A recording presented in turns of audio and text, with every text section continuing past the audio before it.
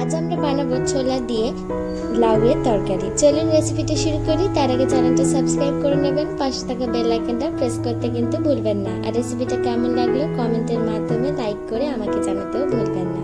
চলুন দেখে নিই কি কি লাগছে। এখানে লাউটাকে ভালো করে ধুয়ে ছাল ছাড়িয়ে তার ছোট ছোট করে কেটে রেখেছি, সাথে টমেটো কুচি, আলুটাকে লম্বা লম্বা করে কেটে রেখেছি, সাথে ছোলা ভিজিয়ে রেখেছিলাম, ছোলা, কাঁচা লঙ্কা আর সাথে আদাটা বেটে রেখেছি, সাথে ফোড়ন নিয়েছি।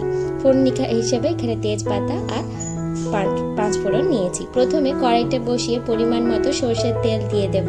তেলটা ভালো করে গরম হয়ে যাওয়ার পর তেজপাতা আর পাঁচ ফোড়নটা দিয়ে দেবো। এখানে পাঁচ ফোড়নের পরিমাণটা একটু বেশি আছে। এরপর 1 টেবিল স্পুনের মতো আদা বাটাটা দিয়ে দেব।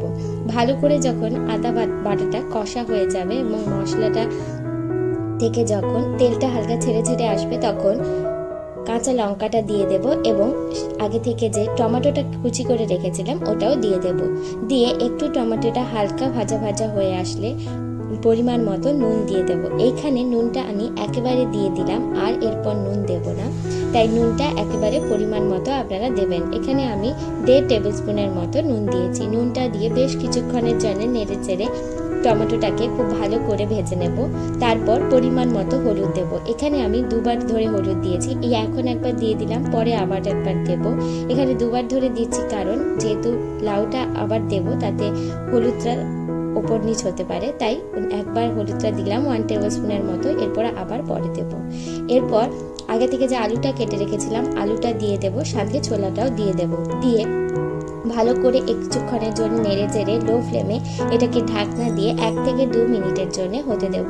ঢাকনা খোলার পর দেখবেন আলুটা অনেকটাই সেদ্ধ হয়ে এসেছে। এরপর 2 টেবিল স্পুনের মতো জিরে গুঁড়ো দিয়ে দেব। দিয়ে বেশ কিছুক্ষণের জন্য মশলাটাকে আলু আর ছোলার সাথে মিশিয়ে নেব এবং ঢাকনা দিয়ে আরও 1 থেকে 2 মিনিটের জন্য এটাকে হতে দেব। দেখুন আলুটা আর ছোলাটা অনেকটাই সেদ্ধ হয়ে এসছে এবং ভাজা ভাজা হয়ে এসছে। এখানে 1 টেবিল স্পুনের মতো এরপর চিনি দিয়ে দেব। দিয়ে কিছুক্ষণের জন্য নেড়ে চেড়ে নেব। এরপর আগে থেকে যে লাউটা কেটে রেখেছিলাম লাউগুলো দিয়ে দেব। দিয়ে মশলাটার সাথে লাউগুলো খুব ভালো করে মিক্স করে নেব। এর মাঝে আপনারা চ্যানেলটা সাবস্ক্রাইব করে নেবেন আর পাশে থাকা বেল আইকনটা প্রেস করতে ভুলবেন না।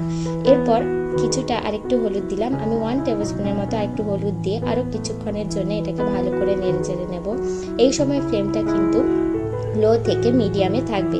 বেশ কিছুক্ষণের জন্য এটা নেড়ে চেড়ে নেওয়ার পর হালকা ভাজা ভাজা হওয়ার পর এখানে পরিমাণ মতো জল দিয়ে দেব। জলটা আপনারা বেশি দেবেন না খুব একটা। এখানে আমি 1/2 কাপের মতো জল দিয়েছি, বড় কাপের।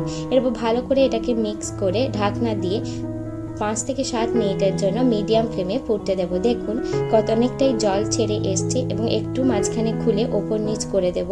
আবারও ঢাকনা দিয়ে আরও 5 থেকে 7 মিনিটের জন্য এটাকে হতে দেব। তারপর নেড়ে চেড়ে নামিয়ে নিলেই তৈরি হয়ে যাবে ছোলা দিয়ে লাউয়ের একটা তরকারি, যেটাকে আপনারা নিরামিষ তরকারি হিসেবেও বলতে পারেন। চলুন রেসিপিটা কেমন লাগলো আমায় কমেন্টে জানাতে ভুলবেন না। আমি পারো, আপনাদের পারো রান্নাঘর। ভালো থাকবেন, সুস্থ থাকবেন, নতুন নতুন রান্না করতে থাকবেন। বাই।